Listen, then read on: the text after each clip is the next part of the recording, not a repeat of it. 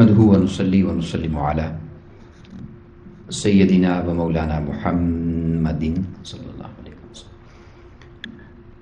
رسوله النبي الأمين المكين الحنين الكريم الرؤوف الرحيم أما بعد فأعوذ بالله من الشيطان الرجيم بسم الله الرحمن الرحيم قال الله تبارك وتعالى في الكلام المجيد والفرقان الحميد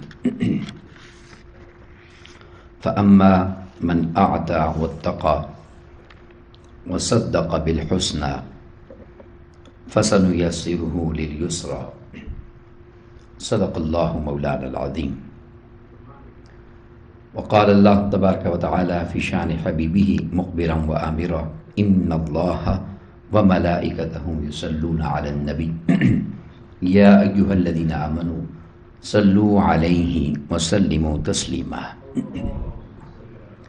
مولاي صل وسلم دائما ابدا على حبیبک خیر الخلق کلہم محمد سید الکونین والثقلین والفریقین من عرب ومن عجم.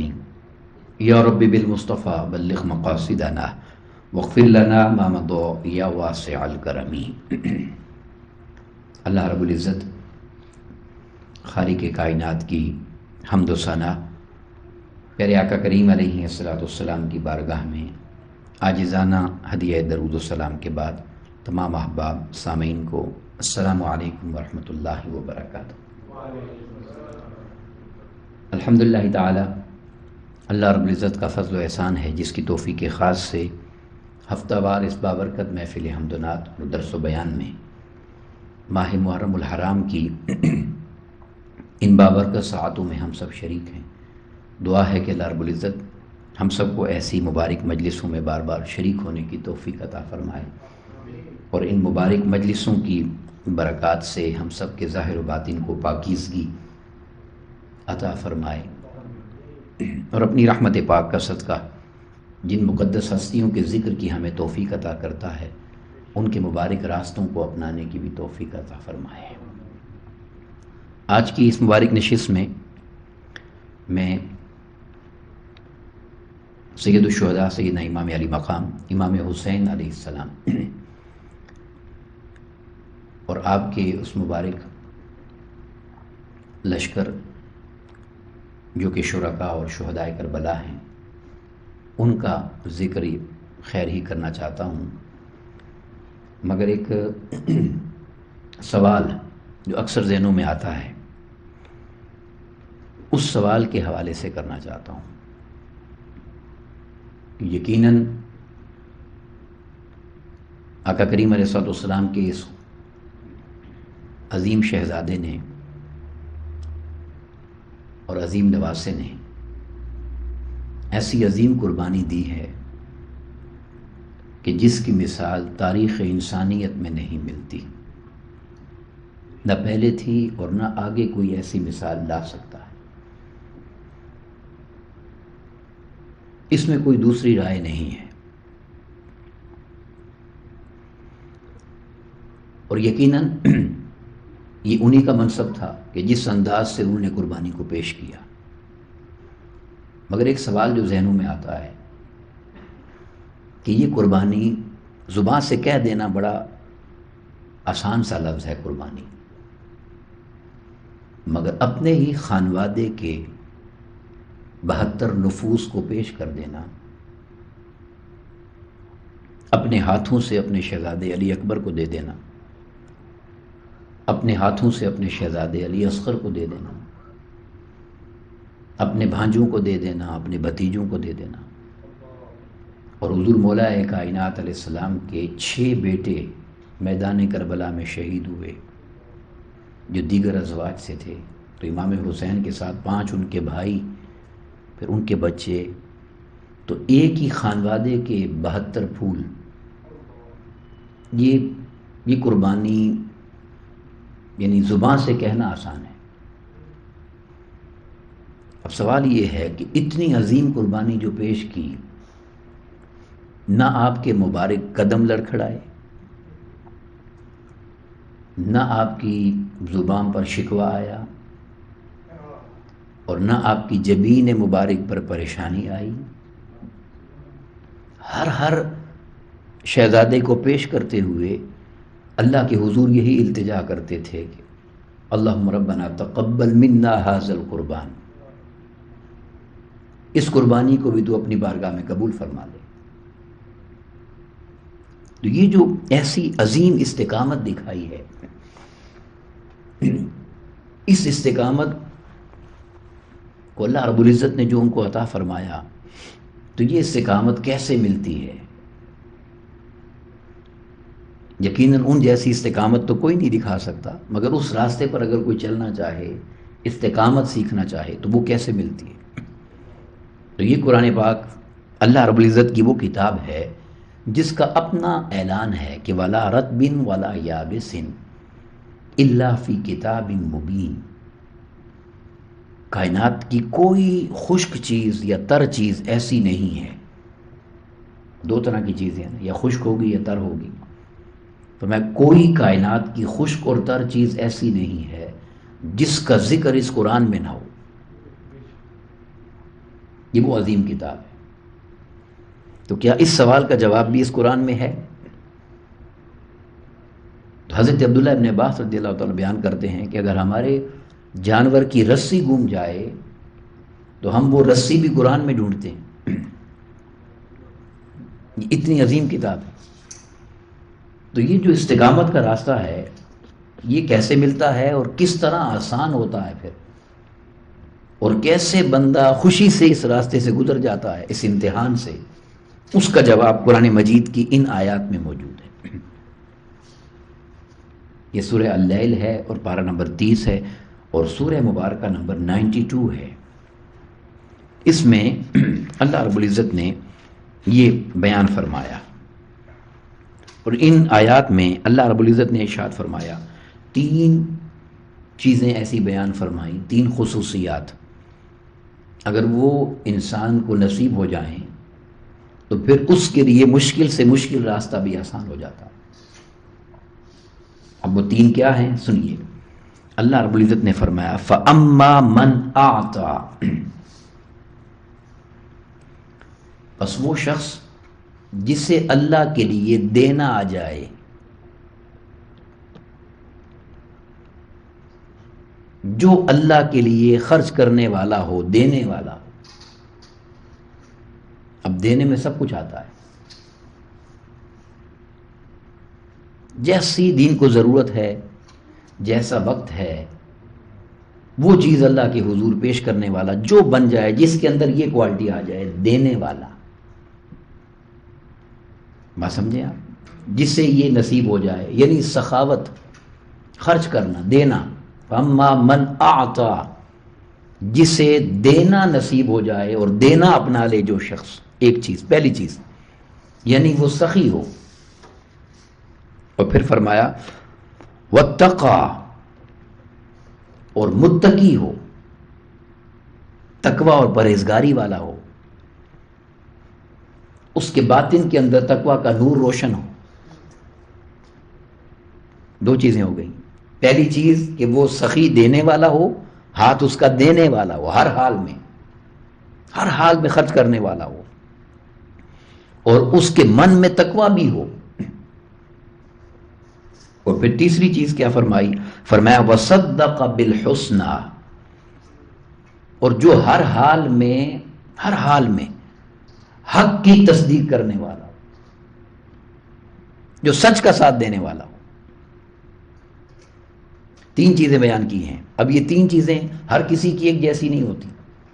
نہ سخاوت ایک جیسی ہوتی ہے، نہ تقوی ایک جیسا ہوتا ہے، اور نہ حق کے لیے ڈٹ جانا اور حق کے لیے کھڑے ہو جانا اور حق کا ساتھ دینا ہر کسی کا ایک جیسا. بعض اوقات انسان حکمتوں کا شکار ہو جاتا ہے، مصلحتوں کا شکار ہو جاتا ہے. تو جتنا عظیم ہوگا اس کا دینا، اور جتنا عظیم ہوگا اس کا تقوی، اور جتنا ہی وہ استقامت کے ساتھ سچی بات پر ڈٹ جانے والا ہوگا، تو جتنا بڑا اس کا لیول ہوگا.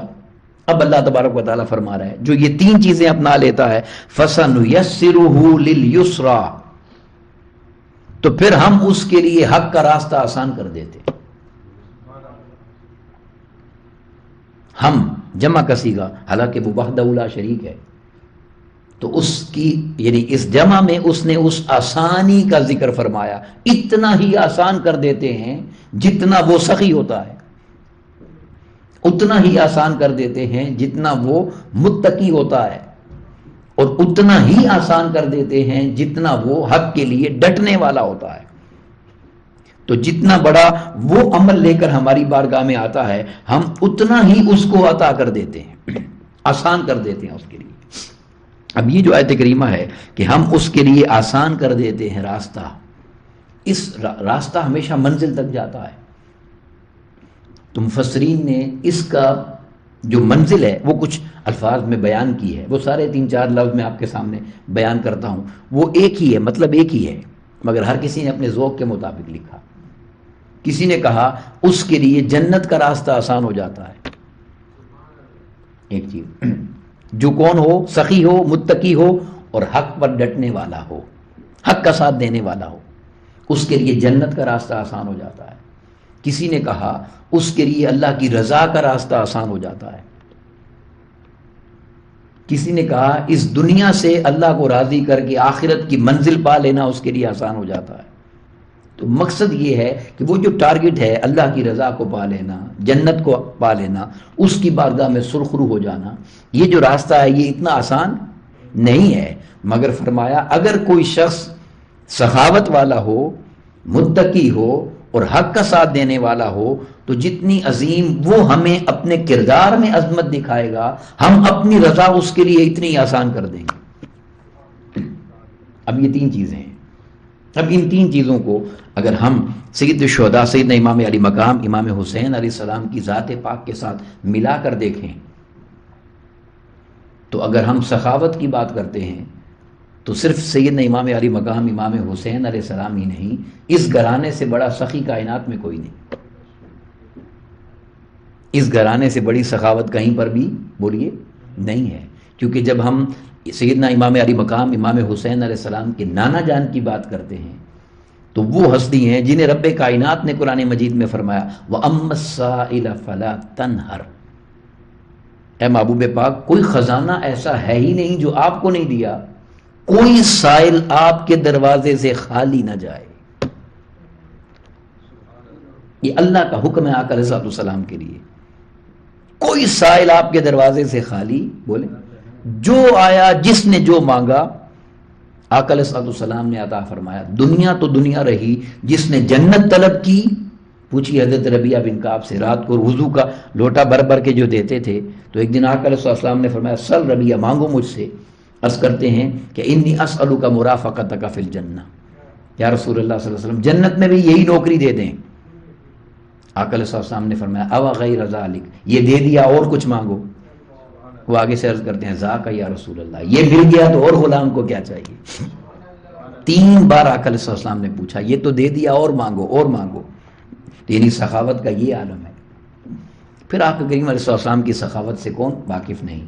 پھر اگر ہم امام علی مقام امام حسین علیہ السلام کے والد گرامی حضور مولا کائنات کی بات کریں تو وہ تو مولا کائنات ہیں، کل کائنات میں مدد کرنے والے، مشکل کشا، اور ان کی سخاوت کی اگر بات کریں تو ان کے دینے کی شان کا عالم یہ ہے کہ ایک مرتبہ بھی زندگی میں حضور مولا کائنات علیہ السلام نے زکوٰۃ ادا نہ کی۔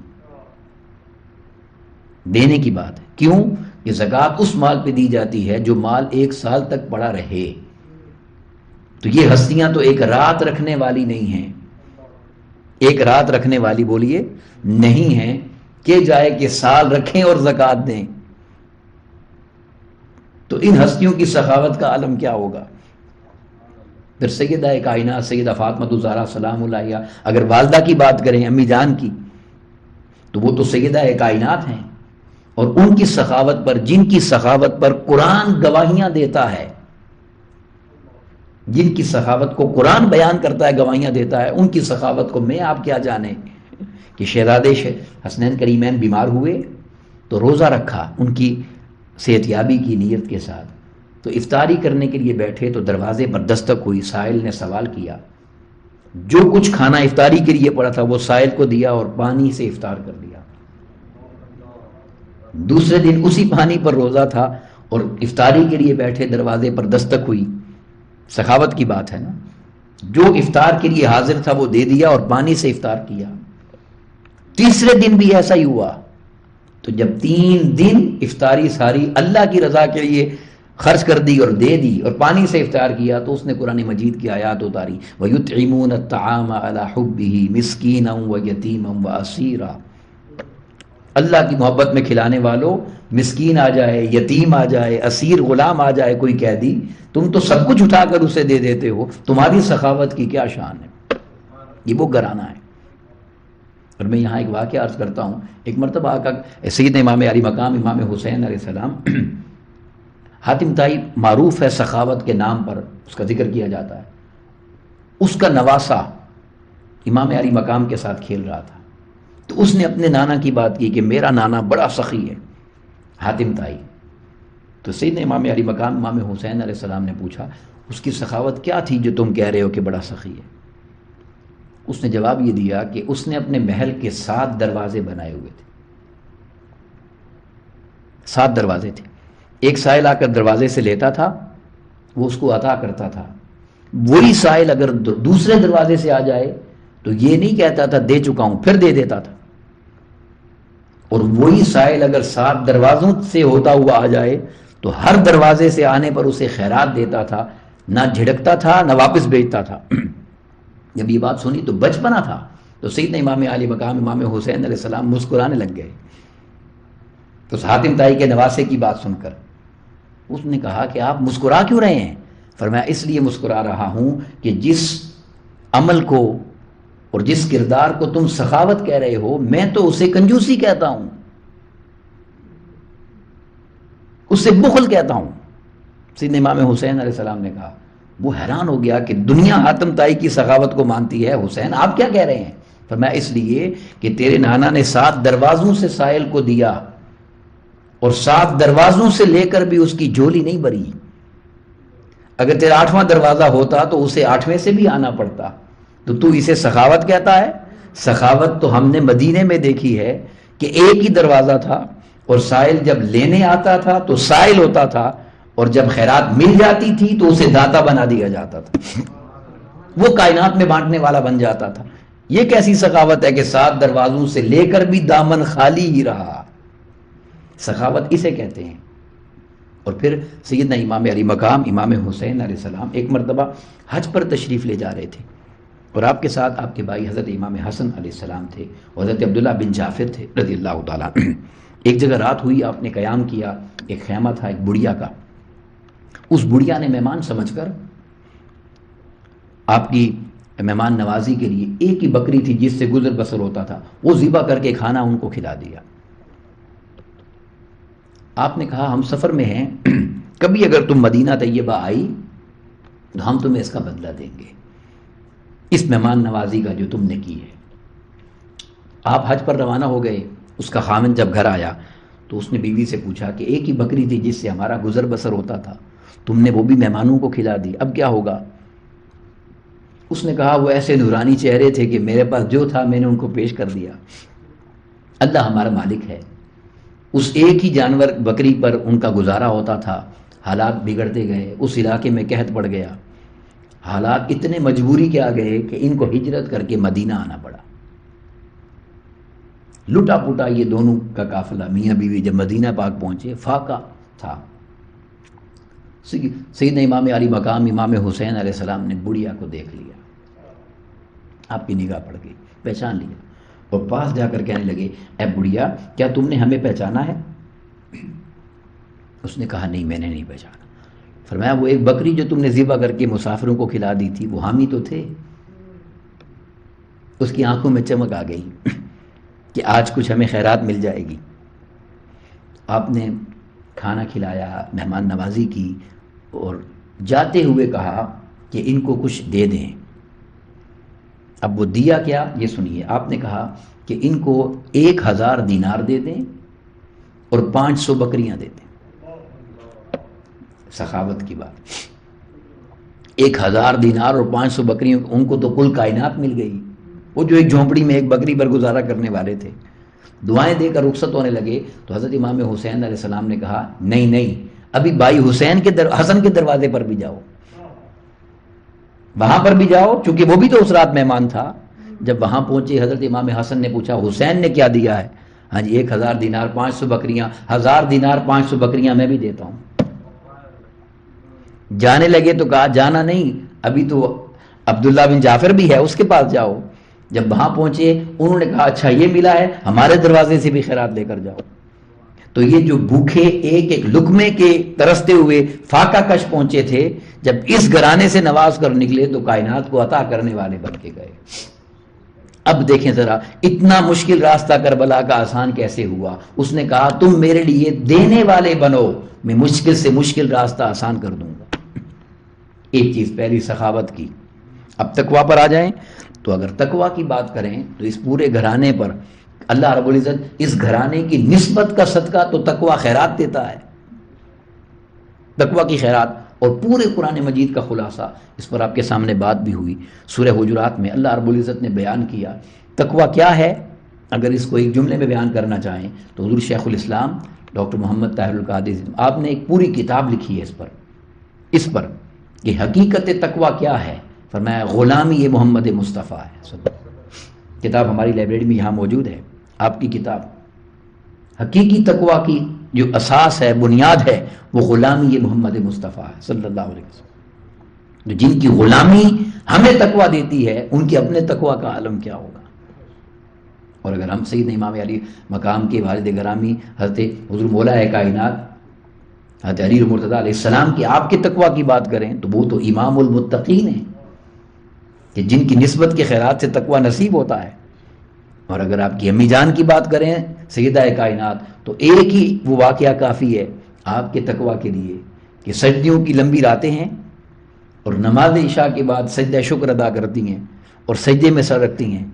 اذان فجر ہو جاتی ہے اور فجر کی اذان جب ہوتی ہے تو زبان پر ایک ہی جملہ آتا ہے اے اللہ یہ تیری راتیں کتنی چھوٹی ہیں کہ فاطمہ کا ایک سجدہ بھی پورا نہیں ہوتا.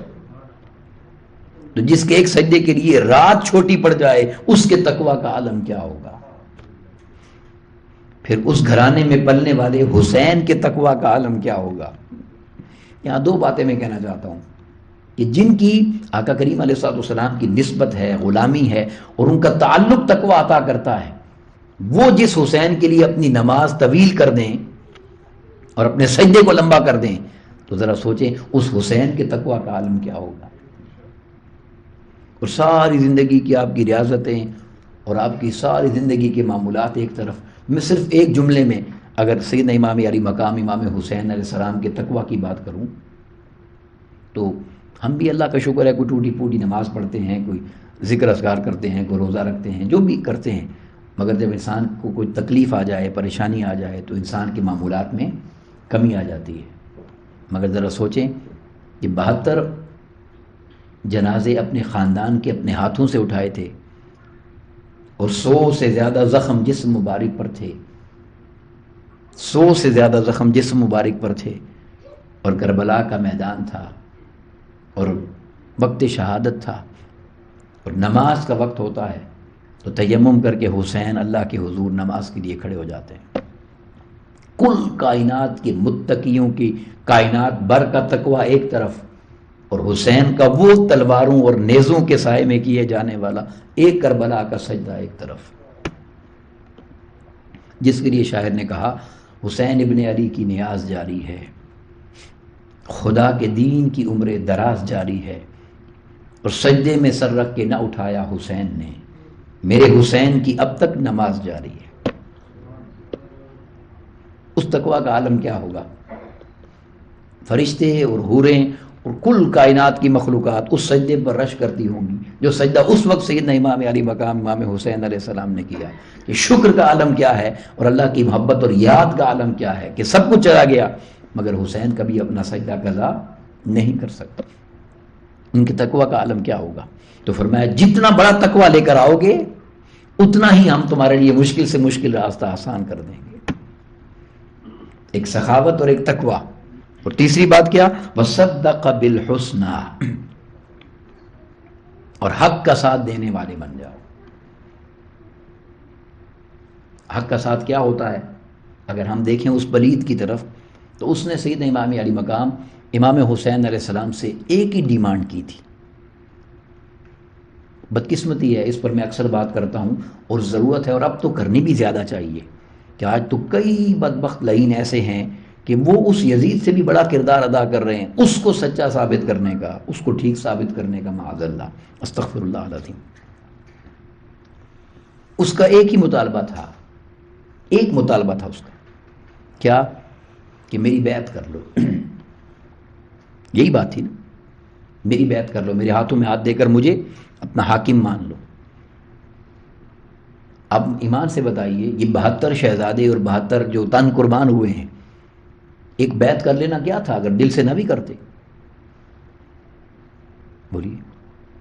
مگر یہ جملہ میں اور آپ کہہ سکتے ہیں، حسین کی غیرت یہ گوارا نہیں کر سکتی تھی کہ اپنے نانا کا دین اس بدبخت لعین کے ہاتھوں میں دے دوں کہ جس نے دین کا نقشہ ہی بگاڑ دیا.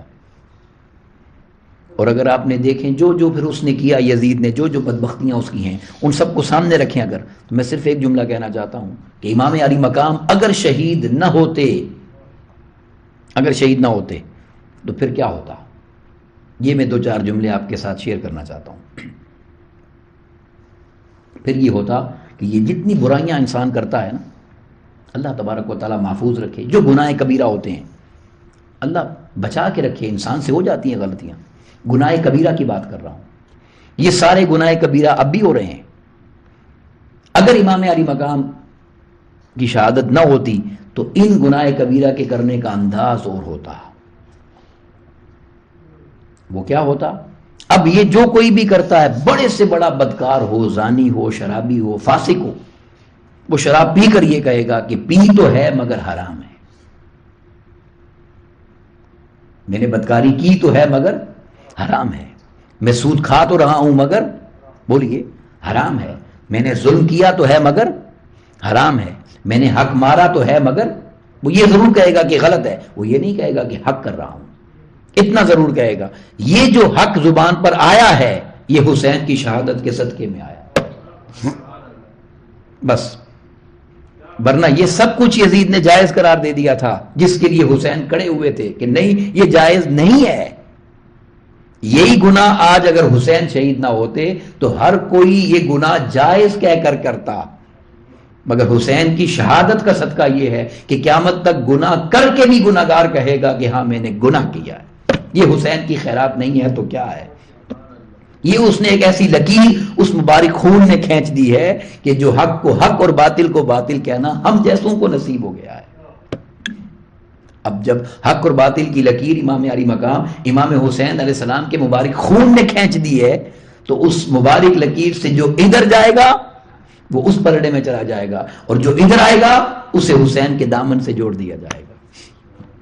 اب اختیار تو انسان کے پاس ہے، وہ جس کی سنگت چاہے اپنا لے. اس لیے یہ بات کہی تو امام علی مقام امام حسین نے اس وقت حق کا ساتھ دیا اور سچ کے لیے ڈٹ گئے اور سچ کے لیے کھڑے ہو گئے.